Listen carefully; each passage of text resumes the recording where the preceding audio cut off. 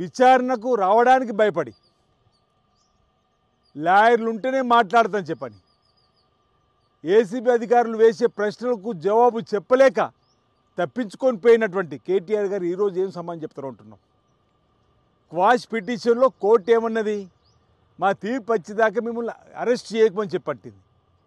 ఒకవేళ మాకు నిజంగానే కక్ష సాధింపు ఉండి మిమ్మల్ని జైలు పంపాలనే ఆలోచన ఉంటే గవర్నర్ గారి అనుమతి ఎందుకు కోరతాము, ఏసీబీ చట్టపరంగా ఎందుకు కేసు పెట్టి మిమ్మల్ని విచారణ పిలుస్తుంది.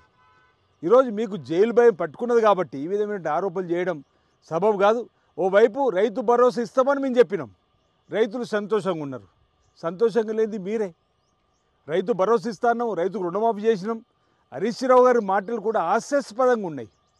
అసలు పొలిటికల్ డైవర్షన్ చేసేటువంటి మీరు ఈరోజు ప్రజలకు సూటిగా సమాధానం చెప్పలేక మీరు ఈరోజు మా పైన మీరు మాట్లాడిన మాటలు సరైనది కాదనే మాట సందర్భంగా చెప్తూ, రాబో రోజుల్లో కేటీఆర్ గారు తప్పు చేస్తే చట్టం తన పని తను చేసుకుపోతుంది.